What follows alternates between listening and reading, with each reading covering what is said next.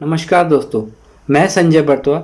आज जिस मॉड्यूल पे मैं बात करने जा रहा हूँ वो है एंटरप्रेन्योरशिप एंड एंटरप्राइजेस। मैंने अपने इस मॉड्यूल को 3 हिस्सों में डिवाइड करा है। पहले हिस्से में हम बात करेंगे एंटरप्रेन्योर के ऊपर, दूसरे हिस्से में हम बात करेंगे एंटरप्रेन्योरशिप और तीसरे हिस्से में हम बात करेंगे एंटरप्राइजेस। Module objective. मॉड्यूल के अंत तक आपको ये समझ में आ जाएगा कि एक एंटरप्रेन्योर क्या होता है, एक एंटरप्रेन्योर अपने जीवन में किन चरणों से गुजरता है उसके बारे में आपको समझ में आ जाएगा। Why do people become an entrepreneur, लोग उद्यमी क्यों बनते हैं। व्हाट इज एंटरप्रेन्योरशिप, उद्यमिता क्या है। प्रोसेस ऑफ एंटरप्रेन्योरशिप क्या है। कैरेक्टरिस्टिक्स ऑफ एंटरप्रेन्योरशिप क्या है। कॉन्सेप्ट ऑफ एंटरप्रेन्योरशिप क्या है। Why entrepreneurship is important. Types of entrepreneur, what is an enterprise और 6 forms of enterprises that can be start in India. तो ये आपको समझ में आ जाएगा मॉड्यूल के अंत तक। तो दोस्तों, तो शुरू करते हैं अपनी एंटरप्रेन्योर जर्नी। तो सबसे पहले हम बात करते हैं हु इज एन एंटरप्रेन्योर, एक उद्यमी कौन होता है। दोस्तों, जब आप इस शब्द के बारे में सुनते हैं तो अक्सर आपने देखा होगा कि हम इस शब्द का हमारा हर रोज किसी न किसी रूप में आमने सामने होता है। चाहे हम उसको न्यूज़ में सुन ले, चाहे न्यूज़पेपर में, चाहे मैगजीन्स में, चाहे दोस्तों के बीच में हमारा जब विचार विमर्श होता है उसके बारे में, ऑफिस में जाते तो उसके बारे में। लेकिन जब इसको किसी को समझाने की जरूरत पड़ती है तो हम एक ऐसी असमंजस वाली स्थिति में आ जाते हैं जहाँ पर हम समझ तो जाते हैं लेकिन जब दूसरे को समझाने की बारी आती है तो इसको समझा नहीं पाते। तो चलिए समझते हैं कि ये एंटरप्रेन्योर है क्या। तो दोस्तों, ये शब्द फ्रेंच वर्ड से लिया गया है एंटरप्रेन्योरी, जिसका मतलब होता है टू अंडरटेक सर्टेन एक्टिविटी, जिसका मतलब ये है इस पर्टिकुलर गतिविधियां आप करते हैं जिसके अंतर्गत आप एक प्रोडक्ट को बनाते हैं, उसको बेचते हैं, उसकी मार्केटिंग करते हैं और उसके ऊपरी तौर पे जो खर्चे, जैसे कि आपने काम शुरू करा तो काम शुरू करने के लिए आपने एक दुकान किराए पे ली या एक ज़मीन किराए पे ली, तो उसका जो भाड़ा दिया या किराया दिया वो आपका एक्सपेंस होता है। दूसरा, आपने एक कारीगर को वहाँ पर रखा या एक लेबर को वहाँ पर रखा, उसकी तनख्वाह जो आपने दी वो, और जो आपने काम शुरू करने के लिए कोई बैंक से लोन लिया उसके ऊपर जो ब्याज दिया है, इन सारे खर्चे को निकाल के जो लास्ट में जो बचता है वो उद्यमी का प्रॉफिट या लॉस। यहाँ पर जब आप बात करते हैं प्रॉफिट और लॉस, तो एक एंटरप्रेन्योर हमेशा रिस्क लेता है, तो वो 50% लॉस भी हो सकता है और 50% प्रॉफिट भी हो सकता है।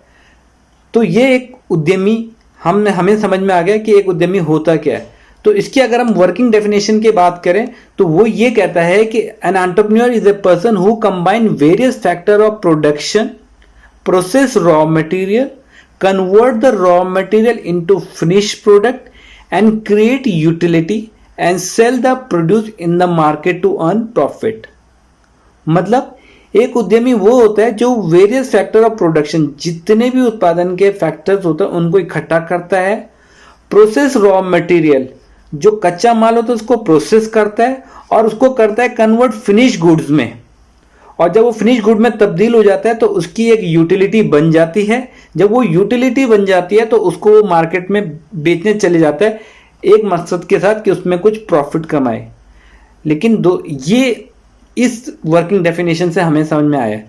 तो मोटा मोटा ये समझ लीजिए कि एक उद्यमी वो व्यक्ति होता है जो अपने आसपास के सीमित साधनों के लेकर समाज में कुछ नए रूप में पेश करे, चाहे वो ट्रेडिंग में हो, चाहे वो बिजनेस में हो, चाहे वो मैन्युफैक्चरिंग में हो, चाहे सर्विस सेक्टर में हो। तो याद रखिए कि उसके साथ एक जोखिम हमेशा जुड़ा हुआ रहता है। अब इसको और बेहतर ढंग से समझते हैं। एक बहुत ही साधारण सा उदाहरण लेके हम चलते हैं। मान लीजिए मैं एक आटा चक्की खोलने जा रहा हूं। जब मैं एक आटा चक्की खोलने जाता हूं तो सबको मुझे क्या चाहिए, सबसे पहले तो मैंने एक दुकान किराए पे ली। अब जब मैं दुकान किराए पे ली तो मैं उसको कुछ किराया भी दूंगा हर महीने, वो भी डिसाइड हो गया, 5,000 रुपये मैंने। फिर मैंने क्या करा, आटा चक्की के लिए मैंने बैंक से लोन लिया, और जब मैंने बैंक से लोन लिया उस पर भी मैं कुछ ब्याज दूंगा, मान लीजिए 5,000 रुपये। फिर उसके बाद मैंने वहां पर एक कारीगर को रखा जिसको मैं 5,000 रुपये तनख्वाह दूंगा। फिर मैं कच्चा माल ले आया 5,000 रुपये का, गेहूं के रूप में, वो वहाँ पर लिया है। तो कुल मिला के मेरा खर्चा बैंक का ब्याज, दुकान का किराया, एक कारीगर की तनख्वाह और रॉ मटेरियल, कुल मिला के मेरे पास 20,000 रुपये का मेरा खर्चा हो गया। जब मैं उस गेहूं को लेके आता हूं और उसको आटा चक्की में डालता हूं तो गेहूं क्या होता है, पिस जाता है, और पिस के किस रूप में बाहर निकल गया था, आटे के रूप में निकलता है। उसको मैं बोरे में भरता हूं, अपनी स्टैम्प मारता हूं, स्टैम्प मार के मैं मार्केट में चले जाता हूं उसको बेचने। जब मैं मार्केट में जाता हूं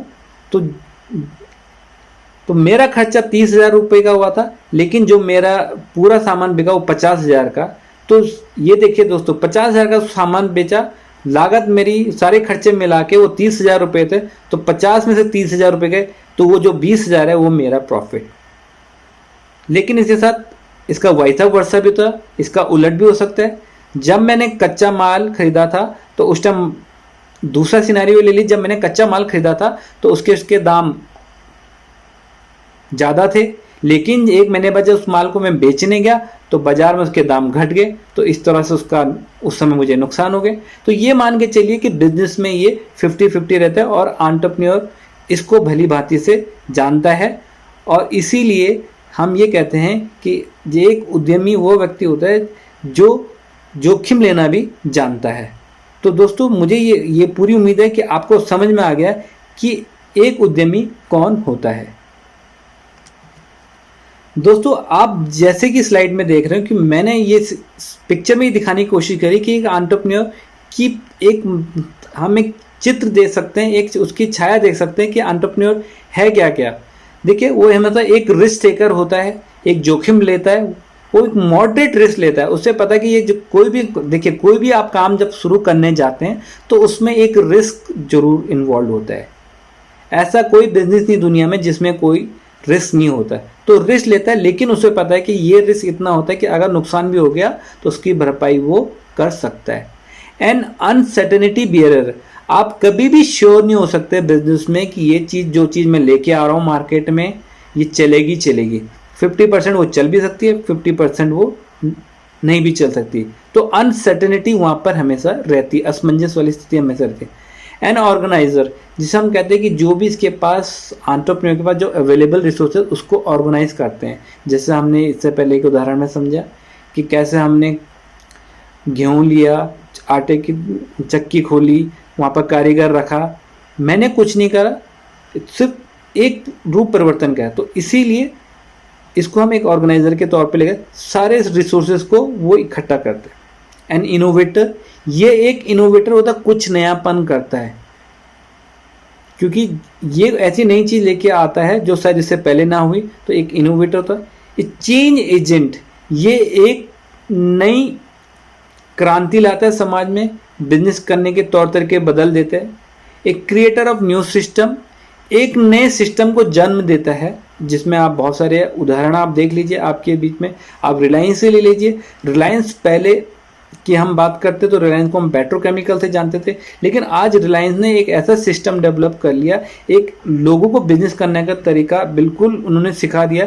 केवल सिर्फ वो पेट्रोकेमिकल तक सीमित नहीं है, वो सुई से लेकर, आटा से लेकर, सब्जी से लेकर, जूते से लेकर, जीवन के आपके हर पहलू में, चाहे वो आपके सुई से लेकर, चाहे ट्रक से लेकर, चाहे आपके बिजली से लेकर, चाहे आपके डिफेंस से, चाहे लेकर स्पेस तक, हर क्षेत्र में वो जा रखे। तो इन्होंने एक देश में एक ऐसी क्रांति लिया, एक ऐसा सिस्टम डेवलप कर लिया जिसने पूरे मायने ही बदल दिए कि बिजनेस कैसे किया जाता है। तो दोस्तों, आपको समझ में आ गया होगा कि एक एंटरप्रेन्योर क्या होता है और वो क्या क्या करता है। अब चलते हैं कि वो ऐसी कौन सी 4 स्टेजेस हैं जिसके तहत एक एंटरप्रेन्योर अपनी जर्नी पूरी करता है। सबसे पहले हम बात करते हैं द ड्रीमिंग स्टेज, जिसे हम द ड्रीमर भी कहते हैं। जैसे अंग्रेजी में कहा होता है, everything begins with the dream, हर चीज़ की शुरुआत सपने से होती है। सपने देखने चाहिए दोस्तों जरूर, लेकिन सपने वो देखिए जो हकीकत में भी तब्दील हो सके। सिर्फ ये नहीं कि हवा में महल खड़ा कर दिया, उसके नीचे कोई बेस नहीं है। तो दोस्तों, ये चीज़ें ध्यान में रखने वाली बात है कि जैसे इसमें लिखा हो, this is where the idea of a business born. ये पहली स्टेज है जहाँ पर एक बिजनेस का आइडिया का जन्म होता है। ये जो सपने होते हैं ये एंटरप्रेन्योर के लाइफ के अनुभव होते हैं, जो भी उसने अपने लाइफ में अनुभव किए हैं, जो भी उसका जुनून रहा छोटे से कि मुझे ये चीज़ बनना है, तो वो सारे अनुभव और वो जुनून को लेके वो ये सोचता है कि मैं एक एंटरप्रेन्योर बनूंगा, और उसको वो सपने में सोचने बैठ जाता है कि एक दिन मैं भी उद्यमी बनूंगा। तो ये तो होगी पहली स्टेज। तो कहने का मतलब अगर आप इसको इस तरह से समझिए कि जैसे जब हम बात करते हैं, आप किसी छोटे बच्चे से पूछे कि बच्चे आप बड़े होके क्या बनोगे, तो बच्चा एकदम जवाब देता कि बड़े होके मैं एयरफोर्स बनूंगा, पायलट बनूंगा, डॉक्टर बनूंगा, नर्स बनूंगा, वकील बनूंगा, ट्रैफिक पुलिस इंस्पेक्टर बनूंगा। तो वो एकदम जवाब देते। लेकिन जैसे ही वो बच्चा धीरे धीरे बड़ा होते जाता है, समय के साथ उसके सपनों में भी बदलाव आ जाते हैं। फिर जब थोड़ा बड़ा होता है, थोड़ा मेच्योर हो जाए, थोड़ा दुनियादारी देखता है, तो उसके जो छोटे के सपने थे और इस समय के वर्तमान के समय वो बिल्कुल बहुत अलग हो जाते हैं। और जब वो कॉलेज के चार दीवारी से बाहर आता है तो जो उसने पहले छोटे में सोचे थे सपने, उसके बिल्कुल उलट होता है। तो क्योंकि वो हार्श रियलिटी ऑफ लाइफ में आ जाते हैं, उसे पता है कि वाकई अब मैं तो भीड़ का एक हिस्सा हूँ, मैं लाखों की बात नहीं, मैं करोड़ों का ऐसे हिस्सा हूँ। तो वो अपने समय में उस सपने को भी वो अलग रूप दे देता है। तो ये एक उद्यमी के साथ भी ये होता है कि जब वो ये डिसाइड कर लेता है कि मैं उसकी तरह बनूंगा, तो वो अपने सपने में और लाइफ में जितने भी उसने अनुभव अब तक हासिल करे, उसी को लेके वो सपने बुनना शुरू कर देता है और उद्यमी बनने की राह पे चल पड़ता है। द प्लानिंग स्टेज दूसरी स्टेज जो होती है, जब आप एक उद्यमी ने ये सोच लिया कि मैं उद्यमी बनने जा रहा हूँ, सपने सोचना शुरू कर देता है, साकार शुरू कर देता है। अब उसको हकीकत में कैसे तब्दील करना है, जिसको हम आर्किटेक्ट स्टेज भी कहते हैं। जैसे कि एक कहावत है, failing to plan is planning to fail. Robert Fulmer ने कहा था ये कहावत कि कोई भी चीज़ आप करते हो तो उसके लिए एक ठोस प्रबंधन नीति, एक प्लानिंग जरूरी है। विदाउट प्लानिंग आप कोई भी चीज़ करोगे तो वहाँ पर आपको बहुत सारे चांसेस हैं कि आप फेल हो सकते हो। तो एक उद्यमी भी जब ये डिसाइड कर लेता है कि मैं उद्यमी बनने जा रहा हूँ, तो वो क्या करता है, जो उसने सपने में सोचा था उस पर आप काम करना शुरू कर देता है, वो आइडिया और इवैल्यूएशन करना शुरू कर देता है। तो वो उन सपनों को एक बिजनेस मॉडल का रूप देना शुरू कर देता है और उससे ही एक ब्लूप्रिंट निकल के आता है, जिसमें वो प्लानिंग स्टेज में ये डिसाइड कर लेता है कि कौन मेरी टीम में होगा, किन लोगों के साथ मैं बिजनेस करूंगा, मेरी मोडल्स ऑफ मार्केटिंग ऑपरेंडी क्या होगी, मेरी ऐसी प्रोडक्ट की क्या यूएसपी है जो शायद दूसरे प्रोडक्ट में ना हो, मैं कैसे अपने मार्केटिंग स्ट्रेटजी बनाऊंगा, रॉ मटेरियल कहाँ से मिलेगा। ऐसा तो नहीं है रॉ मटेरियल मुझे 2 महीने मिले, 4 महीने मिले और 8 महीने में ठन गोपाल हो जाऊं। जो मैं प्रोडक्ट बना रहा हूँ ऐसा तो नहीं है उसकी सीजनल डिमांड हो। तो मुझे ये सारी चीज़ें प्लानिंग स्टेज में देखनी पड़ती है। अगर मुझे उसमें कुछ टेक्निकल ट्रेनिंग की भी ज़रूरत है तो मैं वो टेक्निकल ट्रेनिंग ले लूँ। तो ये सारी आप कसरत पूरी प्लानिंग स्टेजेस में करते हैं। जो मैं बिजनेस करने जा रहा हूँ 5 साल बाद या 10 साल बाद उसका मार्केट सिनेरियो क्या होगा, मैं उसमें कुछ वैल्यू एडेड करता है, तो ये सारी समअप होता है प्लानिंग स्टेजेस में। तो इसीलिए कहते हैं जितनी सारी चीज़ें आप प्लानिंग स्टेजेस में कर सकते हो उतना ही ज़्यादा बेहतर है और चांसेस ये है कि आप एक बहुत अच्छे एंटरप्राइज को सेटअप कर सकते हैं अगर आपके यहाँ प्रॉपर प्लानिंग हो।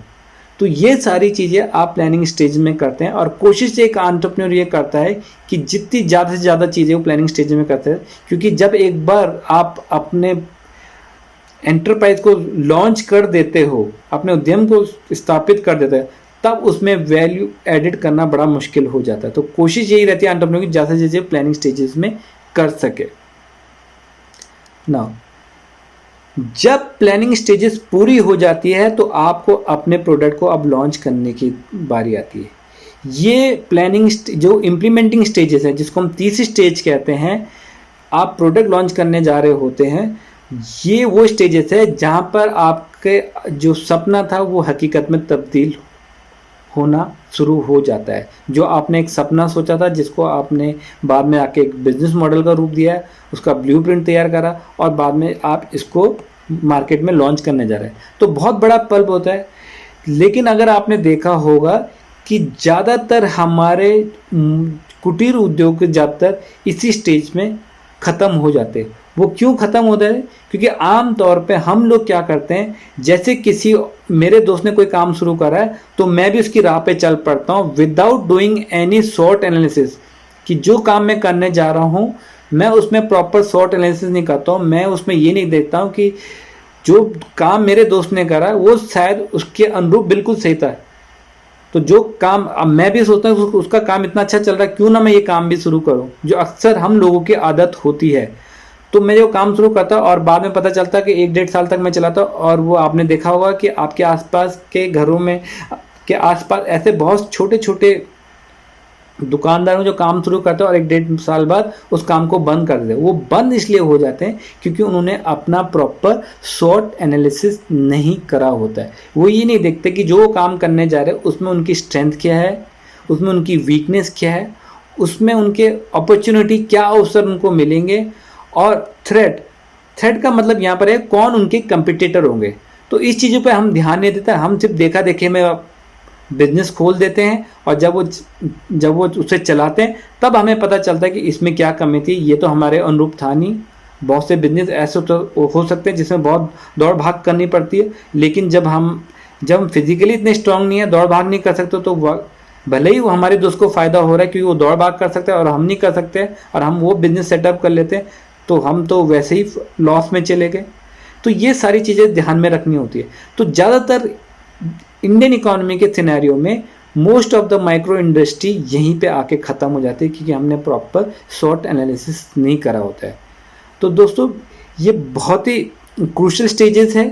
तो यहाँ पर हम कोशिश करते हैं कि हम मार्केट में नए होते हैं, हम ये क्वालिटी पे यहाँ पर कंप्रोमाइज़ नहीं कर सकते हैं, यहाँ पर हम प्रॉफिट की सोच नहीं सकते क्योंकि हम मार्केट में बिल्कुल नए हैं, हमारे प्रोडक्ट को कोई जानता नहीं है। हम मार्केट में अपने प्रोडक्ट की पहचान बनाने के लिए लगातार स्ट्रगल करते रहते हैं, और ये माना गया इंडियन इकोनॉमी कम से कम 3 साल तक हम नो लॉस नो प्रॉफिट के बारे में सोचें कि जितना लगा उतना आ जाए वो गनीमत है, और उसी के बाद हम प्रॉफिट के बारे में सोचें। क्योंकि हमारे यहाँ अक्सर ये होता है कि जब हम बिजनेस शुरू करना शुरू कर देते हैं तो हम तीसरे चौथे महीने से प्रॉफिट की तरफ हमारा ध्यान चले जाता है, और जब ये इस तरह की हम गलतियां करते हैं तो हम अपनी जो प्रोडक्ट है उसको मतलब ग्रोथ से पहले ही उसको मार देते हैं। तो हमें अपने आप को समय देना पड़ेगा इस क्रूशियल स्टेजेस में, अपनी प्रोडक्ट की मार्केटिंग बनानी पड़ेगी, लोगों के बीच में उसको पहुंचाना पड़ेगा ताकि प्रोडक्ट को लोग जान सकें और पहचान सकें। तो ये बात करते हैं हम इम्प्लीमेंटिंग स्टेज की। चौथी स्टेज जो हमारी आखिरी स्टेज है एक एंटरप्रेन्योर जो गुजरता है, दैट इज कॉल्ड सर्वाइवल और ग्रोथ स्टेज। देखिए तीसरे स्टेज में जब आप मार्केट में एक जान पहचान बना लेते हैं, एक अच्छी पकड़ बना लेते हैं, लोग प्रोडक्ट को आपको जानने बैठ जाते हैं, आपकी प्रोडक्ट की डिमांड आने शुरू हो जाती है, तो चौथे स्टेज में हम क्या करते हैं, अपने प्रोडक्ट को अब मार्केट में टिके रहने के लिए हम स्ट्रगल शुरू करते हैं। तीसरे स्टेज में हम जब बात करते हैं तो हम अपने प्रोडक्ट को मार्केट तक पहुंचाने में स्ट्रगल कर रहे थे, और यहाँ पर हमारा नाम हो गया, सब कुछ हो गया, अब हम मार्केट में बने रहने के लिए अब काम करना शुरू कर देते हैं। जैसे आपने देखा किसी चीज़ को टॉप पर पहुंच तो जाते हैं, लेकिन उस चीज़ को उस पोजीशन को बरकरार रखने के लिए या टॉप पर रहने के लिए हमें किस चीज़ की ज़रूरत पड़ती है, कंसिस्टेंट परफॉर्मेंस की ज़रूरत पड़ती है। और कंसिस्टेंट परफॉर्मेंस तभी कब आएगा, जब हम कुछ नए आइडिया नए कॉन्सेप्ट एक एंटरप्रेन्योर अपने प्रोडक्ट में लाएगा। तो ये ग्रोथ और सर्वाइवल स्टेजेस उसी का सवाल है कि यहाँ पर जिस एंटरप्रेन्योर ने नए कॉन्सेप्ट नए एंटरप्रेन्योर आइडियाज़ को लेके अपने प्रोडक्ट में लगातार परिवर्तन करते रहेगा, वही मार्केट में टिके रहेगा। अगर आप नए कॉन्सेप्ट और नए आइडियाज़ और नए इनोवेटिव आइडियाज़ लेके नहीं आओगे तो आप मार्केट से कभी बाहर हो सकते हैं और आपका सर्वाइवल करना मुश्किल हो जाता है। तो दोस्तों ये तो थी 4 चरणों से जिससे एक एंटरप्रेन्योर अपनी एंटरप्रेन्योर जर्नी पूरी करता है। अब हम बात करेंगे why do people become an entrepreneur, लोग उद्यमी क्यों बनते हैं। इसके दोस्तों बहुत सारे कारण हैं कि एक उद्यमी किन कारणवश से उद्यमिता को अपनाता है। यहाँ पर हम कुछ जेन्युइन कारण पे हम बात करेंगे कि एक आदमी, एक नौकरी न करने वाला, एक खुद का स्वरोजगार करने वाला आदमी क्यों बनता है। सबसे पहले, they like to take risk. दोस्तों देखिए, जब बहुत से लोग ऐसे हैं इस हमारे देश में या पूरी आप धरती पूरी दुनिया की बात कर लीजिए, जो कुछ करना चाहते हैं नया और उसके लिए वो जोखिम लेना पसंद करते हैं। उनको पता है कि बिना जोखिम लिए ये काम नहीं हो सकता है, और उद्यमशीलता ही एक उद्यमिता ही एक ऐसी चीज़ है जो हमको इस चीज़ से, इसमें सफलता दिला सकती है। तो ये जोखिम लेना जानते हैं और उसको जोखिम के साथ पूरा उसका आनंद भी लेते हैं। तो ये वो लोग हैं जो उद्यमी बनते हैं। Have enough guts and experiences. ये वो लोग होते हैं जिनको बहुत ज़्यादा अनुभव होता है और बहुत हिम्मत वाले लोग होते हैं। ये वो हैं कि जिनको ये लगता है कि इस पर्टिकुलर लाइन में, इस पर्टिकुलर फील्ड में हमने इतना साल से काम कर लिया और हमें इतना तजुर्बा हो गया, इतना अनुभव हो गया कि हम अपना काम खुद कर सकते हैं और हिम्मत की कोई कमी नहीं है, तो हम क्यों ना अपना खुद का कोई व्यवसाय शुरू करें। तो ये भी एक कारण है कि ये लोग उद्यमी बनते हैं। Admire other entrepreneur. दोस्तों, हम में तो कुछ ऐसे लोग हैं जो बचपन से ये सोचते हैं कि मैं भी एक दिन बहुत बड़ा आदमी बनूंगा, एक सक्सेसफुल एंटरप्रेन्योर बनूंगा, मैं भी धीरू भाई की तरह बनूंगा, रिलायंस का मालिक बनूंगा, मैं भी टाटा की तरह बनूंगा, मैं भी प्रेम जी की तरह बनूंगा। तो ये लोग एडमायर करते हैं एंटरप्रेन्योर को और कोशिश करते हैं कि उनके पद चिन्हों पे चले। कहने का मतलब है कि ये उनको अपना रोल मॉडल मानते हैं, और जब इनको एडमायर करना शुरू कर देते हैं तो इनकी पूरी कोशिश रहती है कि कैसे ये इनकी तरह बने, और ये भी एक कारण होता है कि ये लोग उद्यमी बन जाते हैं। They get frustrated from bound. कुछ लोग ऐसे होते हैं कि जो अपनी रोज़मर्रा की ज़िंदगी से इतने ऊब जाते हैं, वो कहते हैं कि हमें लाइफ में कुछ चाहिए, हम रोज़ वही नहीं, सुबह गए शाम को आए, हम ऐसा खुद अपना ऐसा कुछ काम करना चाहते हैं जिसमें कुछ नयापन हो, कुछ ऐसा हो जो समाज के लिए अच्छा हो, जिसमें सोसाइटी का भला हो। हमारा तो भला हो, साथ साथ में सोसाइटी का भी भला हो, और वो अपने डेली रूटीन से कुछ हट के करना चाहते हैं, तो वो लोग उद्यमी बनते हैं। They have inventive ideas. आपने देखा होगा हमारे बीच में से कुछ ऐसे लोग हैं जिनके पास कुछ यूनिक आइडिया आते हैं, यूनिक कॉन्सेप्ट होते हैं, कि जो वो चाहते हैं कि अगर ये आइडिया लॉन्च हो गया और ये मार्केट में चल गया तो इसमें बहुत से लोगों की ज़िंदगी में बहुत बड़ा बदलाव आ जाएगा।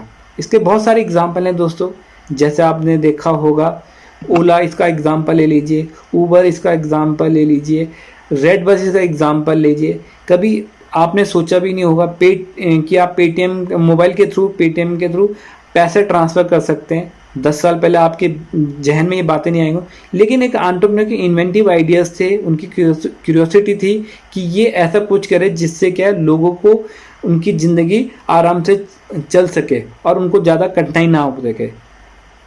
Wants freedom of work.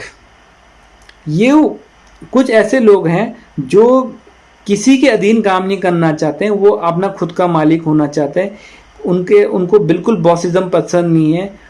वो ये चाहते हैं कि मैं खुद का अपना मालिक बनूं, खुद लोगों से मैं काम करूं।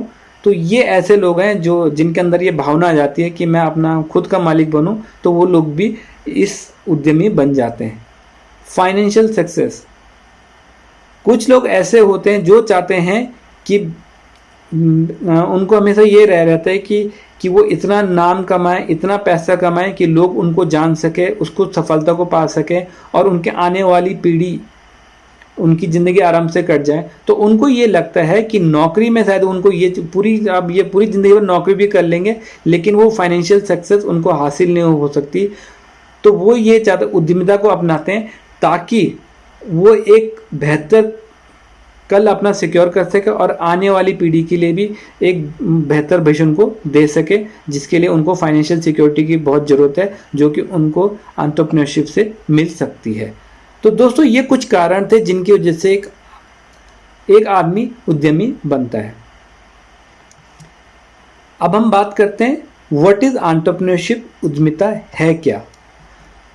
दोस्तों, एंटरप्रेन्योरशिप एक कंटिन्यूस प्रोसेस है जिसके अंतर्गत एक एंटरप्रेन्योर या एक व्यक्ति एक आइडिया को डेवलप करता है उस आइडिया से डेवलप करने के बाद उसको ऑपरेट करता है और एक स्टार्टअप कंपनी बनाता है, जिसके तहत वो प्रॉफिट कमाता है, जिसमें एक जोखिम होता है। तो उद्यमिता एक कंटिन्यूस प्रोसेस है, सिस्टमैटिक प्रोसेस है, जिसके अंतर्गत एक व्यक्ति लगातार काम करता है, एक बिजनेस मॉडल को डेवलप करता है, उसको सुचारू रूप से चलाता है और उसमें जो भी जोखिम होता है उसको अपनाता है, और लास्ट में जो प्रॉफिट होता है वो उसका अपना होता है। तो इसको इसका बहुत ही अच्छा तरीके से समझने के लिए हम एक बहुत ही साधारण सा हम उदाहरण लेते हैं। मान लीजिए मैं कोई नया बिजनेस शुरू करता हूँ। जब मैं कोई नया बिजनेस शुरू करता हूँ तो सबसे पहले मेरे जहन में, मेरे दिमाग में एक विचार आता है। जब वो विचार मेरे दिमाग में आता है तो मैं उसके ऊपर काम शुरू कर देता हूँ, प्लानिंग कर देता हूँ। जब वो प्लानिंग शुरू करता हूँ तो उस प्लानिंग में क्या क्या चीज़ें होनी चाहिए, कैसा शेप होगा मेरे प्रोडक्ट का, बिजनेस का आकार क्या होगा, कौन होगा, ये सारी चीज़ें। तो जब ये सारी चीज़ें कर लेता हूँ तब उसको मैं हकीकत में तब्दील करता हूँ, उसको इम्प्लीमेंट करता हूँ। इम्प्लीमेंट करता हूँ तो तब उस बिजनेस को मैं आगे चलाता हूँ। तो एक ये एक ऐसी प्रक्रिया है जिसके तहत एक विचार आपके मन में आया, एक जहन में है, उसके ऊपर आपने काम करना शुरू करा, जिसको आप प्लानिंग कहते हैं। प्लानिंग करने के बाद आपको उसको इम्प्लीमेंट करते हैं, हकीकत में बदलते हैं, धरातल पर लाते हैं, और जब तक आप जिंदा है वो चीज़ चलती रहती है। तो इस पूरे प्रोसेस को, इस पूरी प्रक्रिया को हम एंटरप्रेन्योरशिप कहते हैं।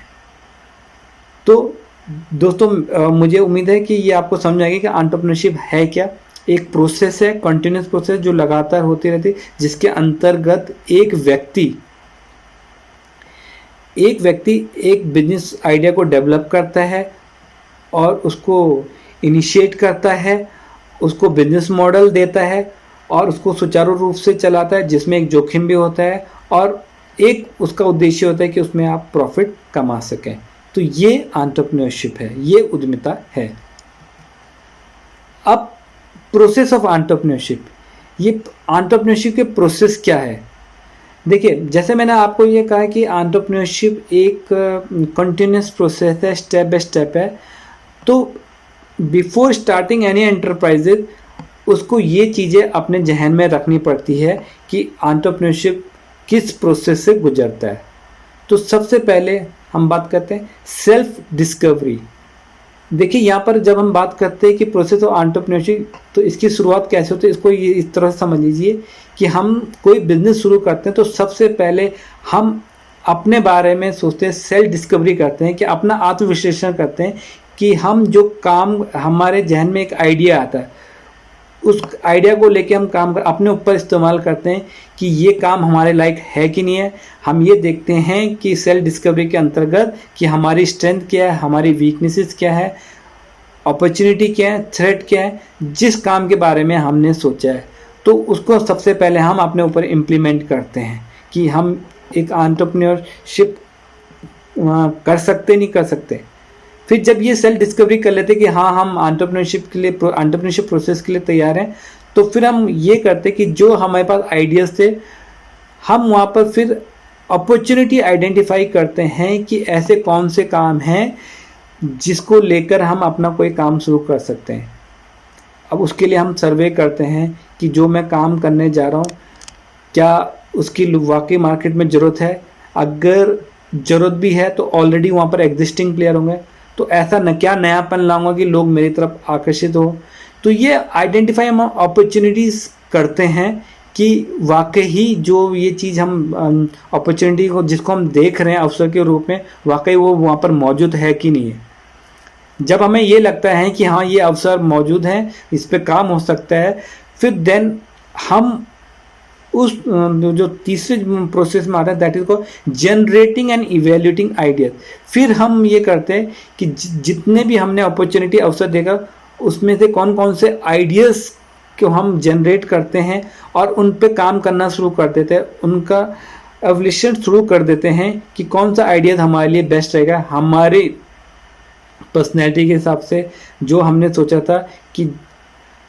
तो जब हमने उसमें से बहुत सारे आइडियाज़ ऐसे हो सकते हैं, 8-10 आइडियाज़ हमने ऐसे ले ली कि हाँ ये चीज़ें हो सकती है, उसमें से हमें लगा कि बेस्ट उसमें से हमने बेस्ट आइडिया उठा लिए कि हाँ ये बेस्ट आइडिया हमारे लिए सूटेबल है, इस पर हम काम करना शुरू कर देते हैं। तो उसको हम कहते हैं प्लानिंग।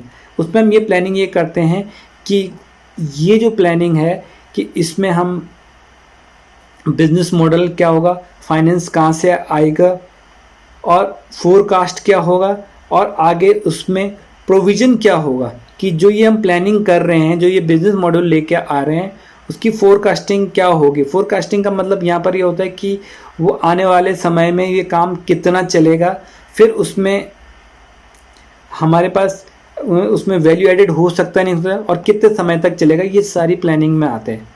फिर जब हमने ये प्लान भी कर लिया कि चलो ठीक है, अब ये आइडिया सब कुछ हो गया, प्लान भी हो गया, हमारे प्लान के मुताबिक सब चीज़ है, अब उसको फाइनेंस की ज़रूरत है, रेजिंग स्टार्टअप कैपिटल। अब यहाँ पर मैं स्टार्टअप कैपिटल इसलिए कहा, जब आप कोई नया काम शुरू करते हैं तो उसको स्टार्टअप ही कहा जाएगा।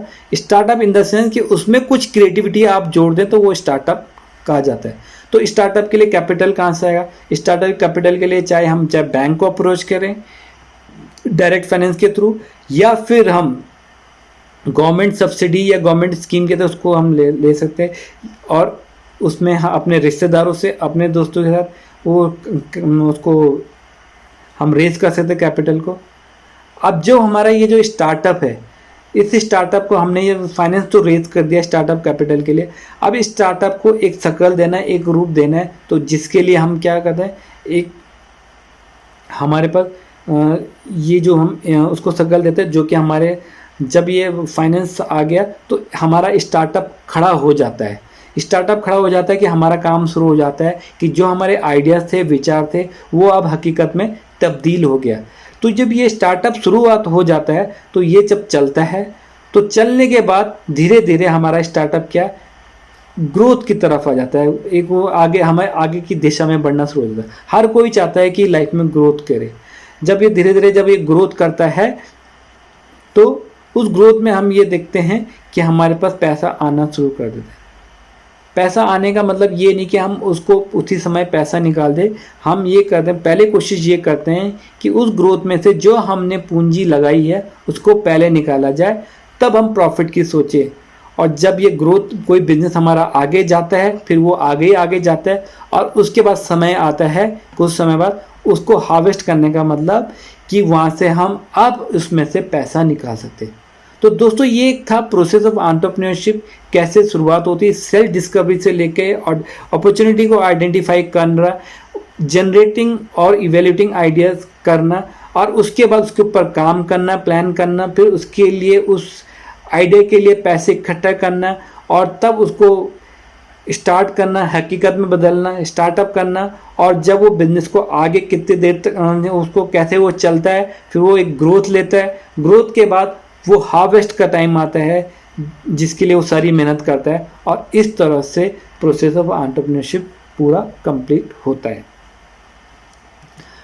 तो दोस्तों अब बात करते हैं कैरेक्टरिस्टिक्स ऑफ एन एंटरप्रेन्योरशिप, ऐसी क्या विशेषताएं एंटरप्रेन्योरशिप की। सबसे पहले ये एक प्रोसेस है, मैंने आपको दोस्तों ये कहा, एक एंटरप्रेन्योरशिप उद्यमिता एक सिस्टमेटिक और पर्पसफुल और क्रिएटिव और कंटिन्यूस प्रोसेस है, जिसके अंतर्गत एक एंटरप्रेन्योर उस व्यवसाय को सुचारू रूप से चलाता है।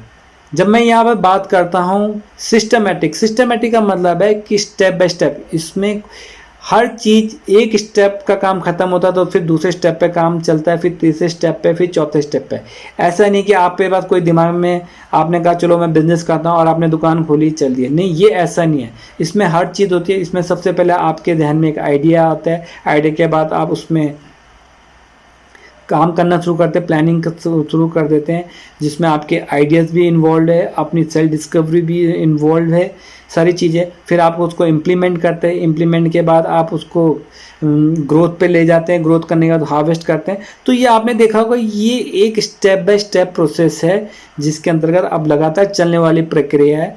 तो पर्पसफुल भी होता है। पर्पसफुल में आप किसी एक पर्टिकुलर उद्देश्य की वजह से ये काम कर रहे हैं। आप जो कोई भी काम करता है आपके पीछे उसके पीछे एक मकसद होता है, आप ये काम क्यों कर रहे हैं। उसके अंदर एक क्रिएटिविटी भी जुड़ी होती है कि आप जब एंटरप्रेन्योरशिप में मैंने जगह एक क्रिएटिविटी बहुत चीज़ें वो चीज़ है, उसमें कुछ ना कुछ नयापन होता है, ठीक है, जिसके तहत एक एंटरप्रेन्योर उस बिजनेस को, उस व्यवसाय को सुचारू रूप से चलाता है। तो ये एक प्रोसेस है।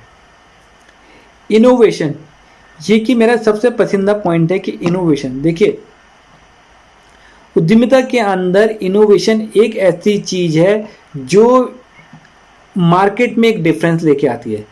क्योंकि आप जब कोई भी आदमी कोई भी काम शुरुआत करता है तो वो अपने प्रोडक्ट में कुछ ऐसी चीज़ें ला के आता है, शायद इससे पहले लोगों ने उस चीज़ को समझा नहीं है, वो प्रॉब्लम तो थी वहाँ पर लेकिन कोई सोल्यूशन देने वाला नहीं बना। तो आप ऐसा कुछ नया लेके आते हैं जिससे लोगों की बहुत बड़ी समस्या सुलझ जाती है। तो ये उद्यमिता के अंदर एक बहुत बड़ी खासियत है कि आप इसमें कुछ एक ऐसी नयापन लाते हैं जिसके तहत सोसाइटी को बहुत बड़ा फ़ायदा पहुंचता है। तो जैसे पहले आपने देखा होगा कि बड़े बड़े शहरों में पहले बड़ी दिक्कत होती थी एक जगह से दूसरी जगह ट्रैवल करने में, लोकल कन्वीनियंस की बड़ी प्रॉब्लम होती थी। तब वो भारत में ओला इस चीज़ को समझा, उसने कहा कि लोगों को बड़ी समस्या होती है एक जगह से दूसरी जगह ट्रैवल करने में, तो क्यों ना हम ऐसे एक ऐप डेवलप करें जिसके तहत आप सिर्फ एक ऐप पे बुकिंग करिए और वो टैक्सी आप तक पहुंच जाए। तो ये एक इनोवेशन था। इसी तरह मेक माई ट्रिप आप ले लीजिए, booking.com ले लीजिए, तो ये goib.com ले लीजिए।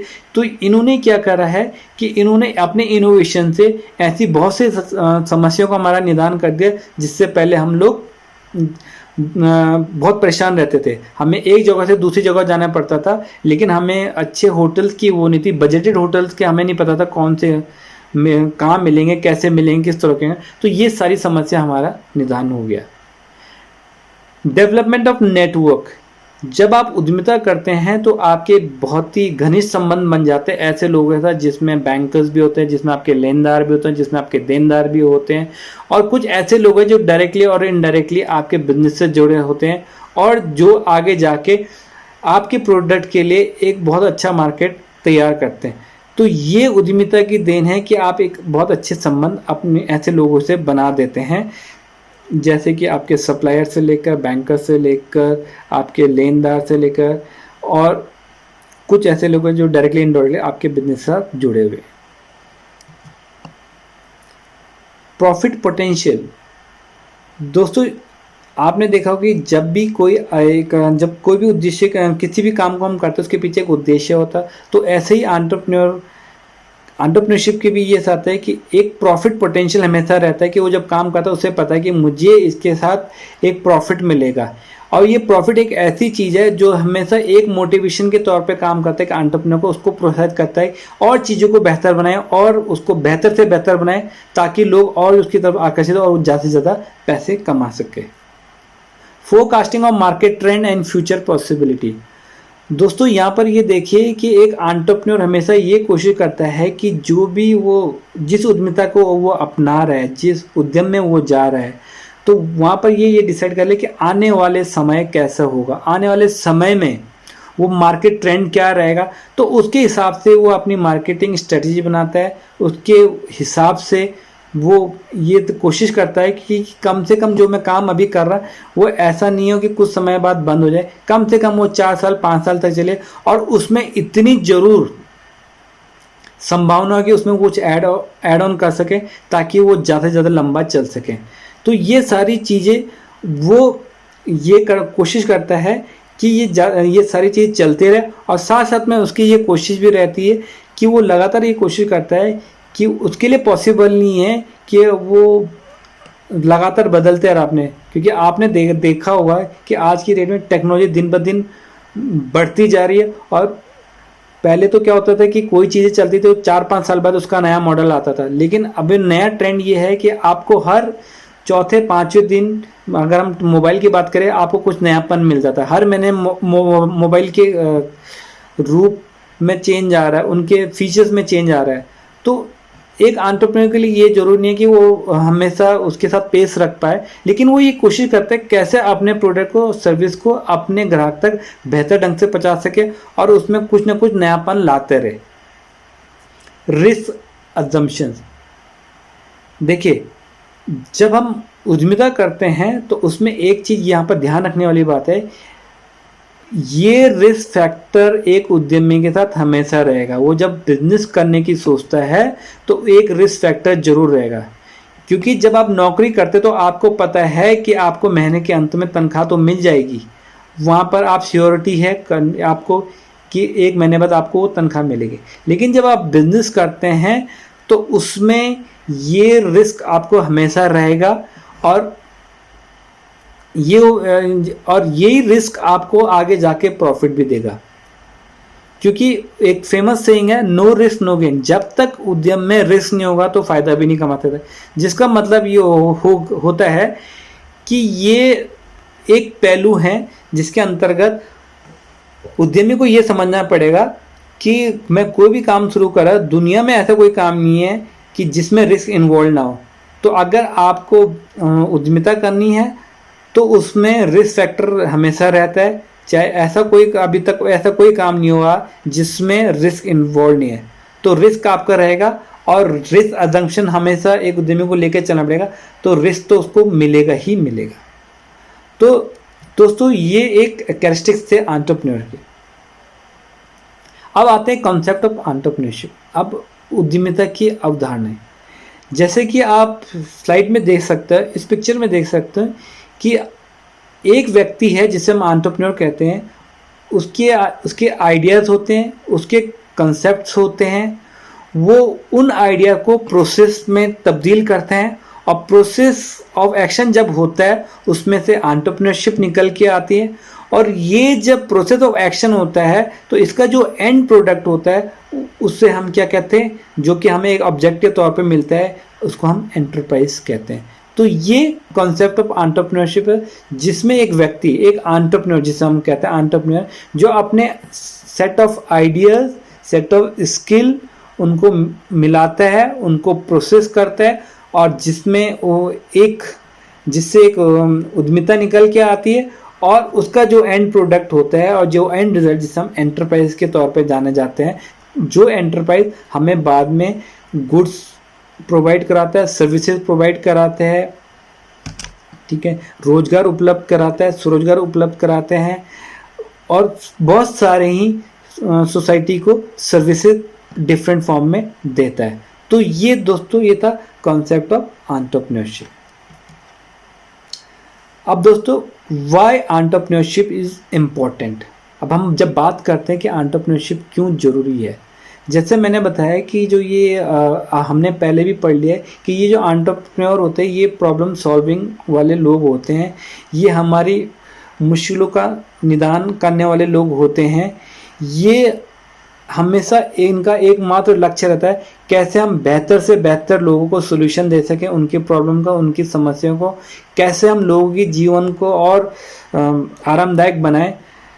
ये लोग बहुत ही टैलेंटेड लोग होते हैं, बहुत ही प्रतिभाशाली लोग होते हैं, जो लगातार सोसाइटी के लिए काम करते हैं, और साथ साथ में ये लोगों को रोजगार के अवसर भी प्रदान करते हैं। तो चलिए हम देखते हैं कि एक एंटरप्रेन्योरशिप की उद्यमिता की क्या क्या इंपॉर्टेंट है।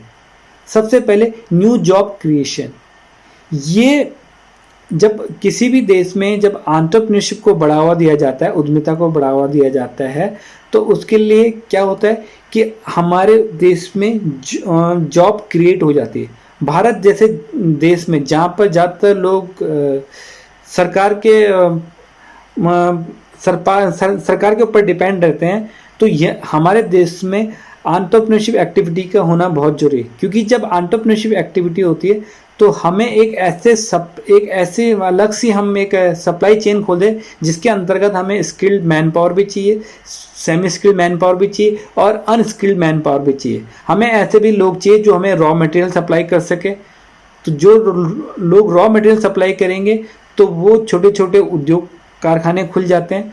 फिर हमें ऐसे भी लोग चाहिए कि उस रॉ मटेरियल को फिनिश गुड में तब्दील करने के लिए हमें ऐसे स्किल्ड मैन पावर की भी ज़रूरत चाहिए होती है, या अनस्किल्ड मैन पावर की भी ज़रूरत पड़ती है, ये ट्रेंड मैन पावर की भी ज़रूरत, उसमें सेमी स्किल्ड, अनस्किल्ड, स्किल्ड सब आ जाते हैं। तो ऐसे लोगों को रोजगार के अवसर मिल जाते हैं। और जब ये रॉ मटेरियल की जब हम बात करते हैं तो इसमें हमें बहुत सारे ऐसे सेक्टर्स खुल जाते हैं जहाँ पर अलग अलग सेक्टर्स उसमें से निकल के आते हैं, चाहे वो सीमेंट इंडस्ट्री हो, चाहे वो एग्रीकल्चर इंडस्ट्री हो, चाहे पेट्रोकेमिकल इंडस्ट्री हो, चाहे फार्मा इंडस्ट्री हो। तो एक ऐसा सप्लाई चेन बन जाए जिसके अंतर्गत हमारे पूरे देश में जॉब क्रिएट होना शुरू हो जाती है। तो एक बहुत बड़ी समस्या से हमें निदान मिल जाता है। कम्युनिटी डेवलपमेंट, दोस्तों जिस जगह पे जिस क्षेत्र में है एंटरप्रेन्योरशिप एक्टिविटी होगी, एंटरप्रेन्योरल एक्टिविटी लगातार चलती रहेंगी, तो वहाँ पर लोगों को रोजगार मिलेगा, हर हाथ को काम मिलेगा, लोग स्वरोजगार की तरफ जाएंगे, तो आपको उनका रहन सहन बढ़ेगा, एक बेहतर ज़िंदगी वो उनको मिलेंगे।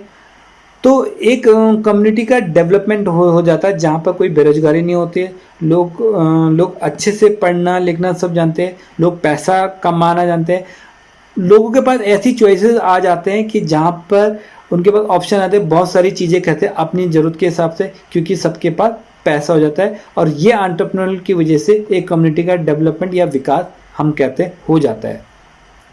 नेशनल इनकम, जब उद्यमिता किसी भी देश में आती है, किसी देश में इसको बढ़ावा दिया जाता है, तो इसका नेशनल इनकम पे बहुत प्रभाव होता है, क्योंकि आपको लोगों को जॉब मिल जाती है, बिजनेसमैन को पैसा कमाना शुरू कर देता है, तो सारे सेक्टर्स में काम की कोई कमी नहीं रहती, पैसा मार्केट में फ्लो करना शुरू कर जाता है और ये चक्र घूमता रहता है। और जितना ज़्यादा पैसा मार्केट में घूमेगा उतना ज़्यादा ये लोगों के बीच में पैसा जाएगा, और जब ये पैसा जाएगा तो उसका सीधा असर ये होता है, लोग खर्चा भी ज़्यादा करेंगे तो देश की जीडीपी में उसका बहुत बड़ा बदलाव होगा, और इस तरह से हमारी नेशनल इनकम बढ़ जाती है।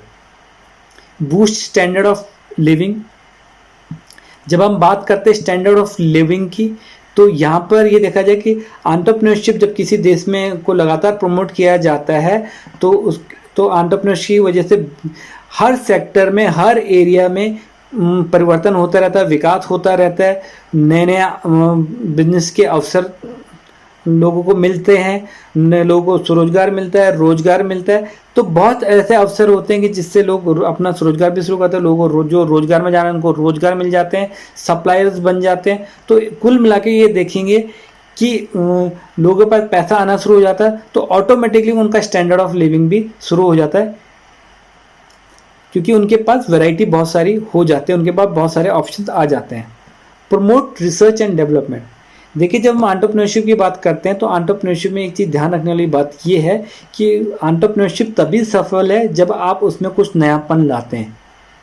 तो एक एंटरप्रेन्योर ये कोशिश करता है कैसे वो प्रोडक्ट को अपने बेहतर से बेहतर बनाए और क्या क्या नयापन लाए, और इस नएपन के लिए वो लगातार रिसर्च करते रहता है। जब वो रिसर्च करता रहता है तो हमारे देश में, हमारे सोसाइटी में ऐसे नए नए प्रोडक्ट आते हैं, तो जब ये नए प्रोडक्ट आते हैं तो लोग उसको खरीदते हैं, और जब लोग उसको खरीदते हैं तो एक एंटरप्रेन्योर और ज़्यादा प्रोत्साहित होता है, और वो जिंदगी में और वो लगातार कोशिश करते रहते हैं कि वो रिसर्च को एक बहुत बड़ा बढ़ावा मिल जाता है। और पूरे देश में जहाँ पर एंटरप्रेन्योरल एक्टिविटीज होती है, उद्यमिता एक ऐसा माहौल तैयार कर देती है जहाँ पर रिसर्च और डेवलपमेंट को बहुत अटमोस्ट इम्पॉर्टेंट दी जाती है। और इसका उदाहरण आप देख लीजिए, भारत देश में आजकल कंपनियां, जितनी भी मल्टीनेशनल कंपनियां, सब ने अपने R&D रिसर्च सेंटर इंडिया में बना लिए, ताकि क्योंकि उनको ये लगता है कि आने वाले समय में इंडिया का बहुत बड़ा मिडिल क्लास मार्केट है, और यहाँ पर हम जितनी ज़्यादा रिसर्च और डेवलपमेंट करेंगे उतने ज़्यादा से ज़्यादा लोगों के बीच में हम पहुँच पाएंगे और अपने प्रोडक्ट को बेच पाएंगे। सेल्फ रिलायंस, जब एंटरप्रेन्योरल एक्टिविटी होती है, उद्यमी से रिलेटेड कोई भी काम होता है, तो लोगों के अंदर एक ऐसी भावना आ जाती है, उनको खुद अपने ऊपर एक विश्वास हो जाता है, वो आत्मनिर्भर की तरफ बनने की तरफ अग्रसर हो जाते हैं, और वो किसी के अधीन काम ना होके वो अपना खुद का कोई काम शुरू कर जाते हैं। क्योंकि एंटरप्रेन्योरशिप आपके एक सोसाइटी में एक ऐसा बदलाव ले आती है, एक ऐसा लहर लाती है कि वो हर किसी को ये प्रोत्साहित करना, हर किसी को ये समझ आ जाता है कि ये काम मैं कर सकता हूँ, मैं खुद अपने पैरों पे खड़ा हो सकता, ये ऐसी भावनाएं जगा देता है। एक्सपेंडिंग एग्जिस्टिंग कंपनी, आपने देखा हुआ है कि ये एंटरप्रेन्योरशिप के अंतर्गत बहुत सी कंपनियां ऐसी होती हैं जो सिर्फ एक प्रोडक्ट बनाती है, लेकिन उसी प्रोडक्ट के जो मेन प्रोडक्ट होता है उसी को लेके उसके इर्द गिर्द इतने सारे सब प्रोडक्ट बना देते हैं जिससे वो अपनी कंपनी का लगातार विस्तार करते रहते हैं।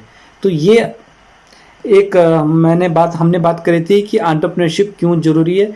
ये इसलिए भी जरूरी है कि इस समय की मांग है, वर्तमान में जो स्थिति पूरी दुनिया में, उसके हिसाब से ये है कि सरकार के लिए ये पॉसिबल नहीं हर किसी को वो रोजगार मुहैया करा सके। तो इसीलिए वो पूरी दुनिया में सारे देशों की सरकार ये करे कैसे हम ज़्यादा से ज़्यादा एंटरप्रेन्योरशिप कल्चर को अपने देश में फैलाएं, ताकि ज़्यादा से ज़्यादा लोग स्वरोजगार को अपना सके और उसके साथ लोगों को रोजगार भी मिल सके। तो ये तो बात हुई दोस्तों वाई एंटरप्रेन्योरशिप इज इम्पोर्टेंट। अब चलते हैं टाइप्स ऑफ एंटरप्रेन्योरशिप, कितने प्रकार के एंटरप्रेन्योरशिप होते हैं। सबसे पहले हम बात करते हैं स्मॉल बिजनेस एंटरप्रेन्योरशिप। दोस्तों ये बहुत ही जिसे हम कहते हैं कुटीर उद्योग होते हैं। जैसे आपने देखा अपने आपके घरों के आसपास जिसमें आपके परचून की दुकानें होगी, जिसमें आपके नाई की दुकानें होगी, जिसमें आपके ट्रैवल एजेंट हो गए, कंसल्टेंट हो गए, कारपेंट्री हो गया, मैकेनिक हो गया, प्लम्बिंग होते, ये जो लोग होते हैं ये बहुत ही छोटे स्तर पर अपना काम शुरू करते हैं और ये बैंक से लोन लेके अपने दोस्तों से या अपने रिश्तेदारों से लोन लेके अपने परिवार का पालन पोषण करते हैं। और इनके साथ सबसे बड़ी दिक्कत ये होती है कि ये अपनी तरफ वेंचर कैपिटलिस्ट को अपनी तरफ आकर्षित नहीं कर पाते। तो वेंचर कैपिटल यहाँ पर जो बात करते हैं कि वो लोग जो आपके आइडिया पे पैसा लगाते हैं, तो ये क्योंकि ये काम करते हैं ये अपने सिर्फ लोकल एरिया के हिसाब से काम करते हैं और वहीं से लोगों को लेते हैं, अपने साथ जोड़ते हैं और इनका मकसद भी ये होता है कि एक छोटे से सीमित एरिया में ही काम करते हैं और ये ज़्यादा आगे नहीं जा सकता। और इसका एक ड्रॉबैक भी ये है, ये ज़्यादा आगे नहीं बढ़ पाते हैं।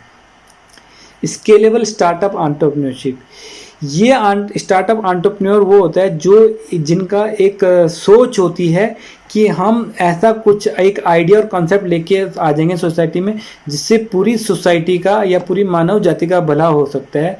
और ये अपने आइडिया और कॉन्सेप्ट ऐसे इन्वेस्टर के सामने रखते हैं जिनको हमने वेंचर कैपिटल कहते हैं, कि जो अपना आइडिया उनके सामने रखते हैं और उनको एनकरेज करते हैं कि वो उनके आइडिया पे पैसे लगाए। कि उनका मानना ये होता है कि ये जो सोच हमने रखी है ये हमारा आउट ऑफ द बॉक्स है, इससे पहले किसी ने नहीं सोचा था और इस चीज़ की ज़रूरत है।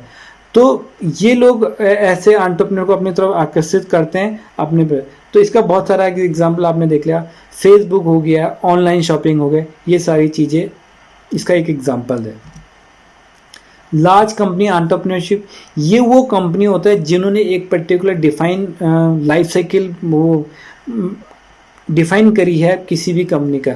ये कंपनी ऐसी होती हैं कि जो अपना एक प्रोडक्ट लेके उसी के इर्द गिर्द अपने सब प्रोडक्ट बनाती है और उसी को लेके वो सोसाइटी में आते हैं और अपने ग्राहकों अपने कस्टमरों के बीच में जाते हैं। इनके प्रोडक्ट एक होता है लेकिन उस प्रोडक्ट में इतने इनोवेटिव आइडियाज़ भर देते हैं, उससे हज़ारों प्रोडक्ट निकल के आते हैं। मेन प्रोडक्ट एक ही हुआ लेकिन इतने हज़ारों प्रोडक्ट निकल के आते हैं कि वो इनके बिजनेस को तो बढ़ाता है साथ में अपनी कस्टमर रीच को बढ़ाता है। इनके एग्जांपल आप देख लीजिए, गूगल सिर्फ एक ही चीज़ में नहीं केवल वो फाइंड नहीं करता है। गूगल का आपका नेविगेशन से लेकर आपके फ़ोटो गैलरी से लेकर आपके मोबाइल से लेकर आपके हर चीज़ में गूगल आपको खाना बनाने से लेकर आपके आसपास के रेस्टोरेंट से लेकर आपके आसपास के कौन से मॉल्स हैं आपको डायरेक्शन बताने से लेकर हर चीज़ में गूगल आपको मदद करता है। तो गूगल ने आपके आज के लाइफ के आपके हर हिस्से को छू लिया है। प्रोडक्ट एक ही है लेकिन सब पार्ट इतने बना दिए कि वो हर चीज़ में आपके साथ है। तो इसी तरह आप सैमसंग को लीजिए, प्रोडक्ट एक सबसे लार्ज ये इलेक्ट्रिक कंज्यूमर ड्यूरेबल गुड्स बनाते हैं, लेकिन उसके साथ इन्होंने गुड्स एक था लेकिन उसके कितनी चीज़ों में ही चले गए, चाहे वो स्मार्ट वॉच से लेकर, चाहे वो एसी से लेकर, चाहे वो फ्रिज से लेकर, चाहे वो टीवी से लेकर, चाहे लैपटॉप से लेकर, चाहे हार्ड डिस्क लेकर, तो एक मेन प्रोडक्ट था, उसी मेन प्रोडक्ट से इन्होंने कितने सब प्रोडक्ट बना दिए। तो इन्होंने एक डिफाइन लाइफ साइकिल कर दिया कि एक कंपनी कितने समय तक चल सकती है। अगर उसके अंदर इनोवेटिव आइडियाज़ हैं, कॉन्सेप्ट नहीं है, तो बहुत सालों साल तक वो पूरे मार्केट में रह सकती है। सोशल एंटरप्रेन्योरशिप बात करूँगा तो ये कुछ ऐसी वो एंटरप्रेन्योरशिप है कि जिसके अंतर्गत जिनका मुख्य उद्देश्य ये होता है सोसाइटी का हम भला कर सके और ऐसे लोगों तक पहुंच सके जिनको वाकई उस चीज़ की ज़रूरत है। इसका एग्जांपल आप ले लीजिए, गूंज एक ऐसी सोसाइटी, एक ऐसी एनजीओज है जो शहरी क्षेत्रों से लोगों से जो कपड़े इकट्ठा करके उनको फिर वो स्टिच करती है, उनको सिलती है, उनको साफ करती है और उन कपड़ों को लेके वो ग्रामीण क्षेत्रों में जाते हैं जहाँ पे वाकई जिन लोगों के पास कपड़े नहीं उनको तक पहुँचाती है। तो उनका उद्देश्य यहाँ पर प्रॉफिट कमाना नहीं है, उनका उद्देश्य यह है कैसे हम मानवता की सेवा कर सके, लोगों की सेवा करते हैं, उनको उसी में आनंद आता है। और ऐसे बहुत सारी एनजीओ इस चीज़ों में जुड़ी हुई हैं। तो दोस्तों ये बात हुई थी टाइप ऑफ एंटरप्रेन्योरशिप। अब चलते हैं एंटरप्राइज उद्यम। देखिए एंटरप्राइज जैसे मैंने आपको बताया कि ये एक बिजनेस ऑर्गेनाइजेशन है that is formed and which provide goods provide कराता है, ये जॉब क्रिएट कराता है, contribute to national income, import export and above all sustain economic development. या ये कह लीजिए एक सिंथेटिक वे में एंटरप्राइज को हम बिजनेस वेंचर भी कहते हैं, जिसके अंतर्गत एक एंटरप्रेन्योर अपने आइडिया, अपने कॉन्सेप्ट को प्रोसेस करता है और उस प्रोसेस के दौरान उसका जो एंड प्रोडक्ट निकलता है दैट इज कॉल्ड एंटरप्राइजेज। और एंटरप्राइजेज के वजह से हमें जॉब मिलती हैं, हम एक्सपोर्ट इंपोर्ट करते हैं, हमें सर्विसेज मिलती हैं और ये सारी चीज़ करने के बाद ये पूरी सोसाइटी का डेवलपमेंट करते हैं और नेशनल इनकम में हमें एक बहुत बड़ा योगदान इसका रहता है। कुल मिला के उद्यम ये कह सकते हैं कि एक सिंथेटिक, एक सिस्टमेटिक अप्रोच है जिसके अंतर्गत एक एंटरप्रेन्योर अपने आइडिया कॉन्सेप्ट लगाता है और उसको प्रोसेस करके एक एंटरप्राइज खड़ा होता है। एक हमें उसका एंड प्रोडक्ट में एंटरप्राइज, जिसके अंतर्गत हमें आज बहुत सारी चीज़ें मिलती हैं, जिसमें हमें गुड्स भी मिलता है, सर्विसेज भी मिलती है, जॉब भी प्रोवाइड होती हैं और एक्सपोर्ट इंपोर्ट भी होता है और हमारी इकोनॉमी को सस्टेन भी करता है। तो ये उद्यम इसको कहलाया जाता है। दोस्तों हम बात करते हैं अपने अंतिम उसमें कि ये ऐसे कौन से 6 एंटरप्राइज हैं जिनको हम इंडिया में स्टार्ट कर सकते हैं। सबसे पहले हमने बात करी सोल एंटरप्राइज, जिसके अंतर्गत जिसका मालिक एक ही व्यक्ति होता है। ये बहुत ही आसान होता है, इसमें आप बैंक अकाउंट खोल सकते हैं, आप अपना बिजनेस शुरू कर सकते हैं, छोटे बहुत ही कम कागजी कार्रवाई से आप अपना काम शुरू कर सकते हैं। इसमें बहुत ही कम फॉर्मेलिटीज होती हैं, लेकिन इसका सबसे बड़ा ड्रॉबैक या डिसएडवांटेज ये होता है कि इसमें ज़्यादा ग्रोथ नहीं होती है, क्योंकि इसमें एक ही आदमी होता है और उसके पास लिमिटेड कैपिटल होता है। अब दूसरा ड्रॉबैक ये है कि ये इसमें आपके अनलिमिटेड लाइबिलिटी होती है, क्योंकि एक ही आदमी की लाइबिलिटी होती है तो उसी को सबको देना पड़ सकता है। एडवांटेजेस ये हो सकता है, ये बहुत आसान होता है स्टार्ट, आप कभी भी कर सकते हैं शुरू में, इसमें ज़्यादा कागजी कार्रवाई नहीं होती। दूसरा पार्टनरशिप फर्म, जहाँ पर 2 व्यक्ति से ज़्यादा होते हैं, तो उसके लिए जब 2 व्यक्ति जब मिलकर कोई काम शुरू करते हैं तो उनको एक पार्टनरशिप डीड बनानी पड़ती है। तो पार्टनरशिप डीड में सब होता है, पार्टनर के नाम क्या होते हैं, उनके रोल्स क्या होते हैं, वो कितना पैसा लेके आ रहे हैं और उनके तनख्वाह क्या होगा, उनका शेयर कैपिटल रेशियो क्या, ये सारा पार्टनरशिप डीड में होता है। तो ये पार्टनरशिप डीड जो 2 से ज़्यादा का आप काम करते हैं तो आपको पार्टनरशिप डीड की ज़रूरत होती है। कंपनी, ये सबसे बढ़िया तरीका है कि बिजनेस करने का, क्योंकि जब कंपनी की जब हम बात करते हैं तो कंपनी में आप 2 तरह की होती हैं। एक होती है प्राइवेट लिमिटेड कंपनी और एक public limited company. Private limited company के लिए आप कम से कम 8 लोगों की ज़रूरत होती है और ज़्यादा से ज़्यादा 50 लोग इसमें आ सकते हैं। लेकिन पब्लिक लिमिटेड कंपनी में जब प्राइवेट लिमिटेड कंपनी में 50 से ज़्यादा लोग हो जाते हैं और उसके बाद आप उसको पब्लिक लिमिटेड कंपनी कन्वर्ट कर देते हैं और इसके मैक्सिमम सीमा पे उस पर कोई रोक नहीं है, इसमें कितने भी हो सकते हैं। तो दोस्तों यहाँ पर आप अगर समझने वाली बात ये कंपनी में, तो कंपनी में आपका इसमें जब आप जब कंपनी बनाते हो तो कंपनी के लिए सबके पास आपको रजिस्ट्रार के पास जाना पड़ता है। रजिस्ट्रार में आपको अपने कंपनी को रजिस्टर करना पड़ता है, जिसके अंतर्गत आप उसके मेमोरेंडम ऑफ एसोसिएशन और आर्टिकल ऑफ एसोसिएशन उसमें डिफाइन करते हैं। मेमोरेंडम ऑफ एसोसिएशन में आप ये बताते हैं कंपनी का नाम क्या है, कंपनी किस एक्टिविटी में पार्टिसिपेट करेगी, कौन से पार्टनर्स हैं और कौन बोर्ड ऑफ मेंबर्स हैं, ये सारा मेमोरेंडम ऑफ एसोसिएशन में डिफाइन होता है। और आर्टिकल ऑफ एसोसिएशन में कंपनी के रूल्स एंड रेगुलेशंस ये होते हैं। तो ये आपको रजिस्ट्रार के पास जाके रजिस्टर कराना पड़ता है और ये सबमिट कराना पड़ता है। लिमिटेड लाइबिलिटी पार्टनरशिप, ये जो लिमिटेड लाइबिलिटी पार्टनरशिप है ये एक एंटिटी थी जिसके अंतर्गत आप काम शुरू कर सकते हैं। इसमें ये होता है कि जो भी इस लिमिटेड लाइबिलिटी पार्टनरशिप, जिसको हम LLP भी कहते हैं, इसमें अगर कोई भी आदमी इसमें पार्टनर बनना चाहता है तो उसकी लाइबिलिटी उतनी होती है जितना इन्वेस्टमेंट वो लेके आ रहा है। लेकिन जो ये लिमिटेड लाइबिलिटी पार्टनरशिप फर्म है, इसकी लाइबिलिटी अनलिमिटेड हो जाती है इसमें। तो इसीलिए या इसमें जितने भी पार्टनर्स होते हैं उनकी लाइबिलिटी तो लिमिटेड होती है, लेकिन ऐसे कंपनी उसकी लाइबिलिटी अनलिमिटेड होती है। इसीलिए ये जो पार्टनरशिप हमें हमारे भारत में ज़्यादा नहीं चल पाई, क्योंकि इसका मुख्य ड्रॉबैक यही है कि इसमें कंपनी की लाइबिलिटी अनलिमिटेड हो जाती है और इस पार्टनर का इसमें कोई भी पर्सनल एसेट नहीं जाता। उतना जितना इन्वेस्टमेंट लेके आया था उतना ही उसको देना पड़ता है। 1 पर्सन कंपनी, दोस्तों ये नया कॉन्सेप्ट है जिसका मुख्य उद्देश्य ये होता है कि आज की डेट में 1 पर्सन कंपनी का मतलब ये होता है कि जिसमें डायरेक्टर भी एक ही होता है और उसका ओनर भी एक ही होता है। मतलब बोर्ड ऑफ डायरेक्टर भी हो गया और ओनर भी और मैनेजमेंट वाला भी एक ही हो गया। तो ये कोशिश करती है, ये 1 पर्सन कंपनी आपको बिल्कुल अलग एक पहचान देती है। इसके आगे हम OPC लगा देते हैं जिसका मतलब है इस कंपनी में इसका कर्ता धर्ता एक ही आदमी है। और ये आजकल बहुत लोग इसको करते हैं और ये काफ़ी अच्छा है क्योंकि इसमें थोड़ी आपको एक अलग सी पहचान मिल जाती है।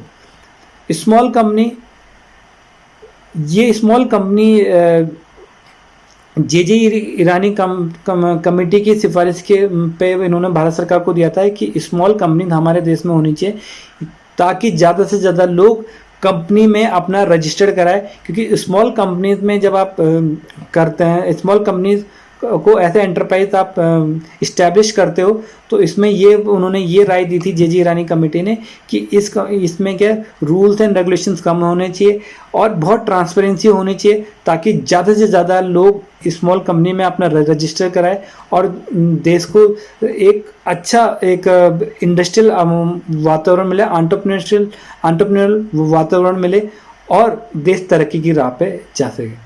तो दोस्तों ये बात हुई हमारी एंटरप्रेन्योर के ऊपर, एंटरप्रेन्योरशिप के ऊपर और एंटरप्राइज के ऊपर। उम्मीद करता हूँ कि जो भी हमने यहाँ पर बातें करी, चाहे वो उसकी एंटरप्रेन्योर की हमने अवधारणा से लेकर और उसको जानने की कोशिश करी कि वो किन चरणों से गुजरता है, कॉन्सेप्ट ऑफ एंटरप्रेन्योरशिप होता क्या है, इम्पोर्टेंस क्यों ज़रूरी है और कितने प्रकार के एंटरप्राइजेस होते हैं और ये ऐसे कौन से एंटरप्राइज जिनको हम स्टार्ट कर सकते हो। पूरा हमने पूरी कोशिश ये करी कि आपके बीच में ऐसी चीज़ें लेके आएँ जो बहुत ही आसानी से आपको समझ में आ सके। तो उम्मीद यही है कि आपको ये समझ आ गया होगा। बहुत बहुत धन्यवाद।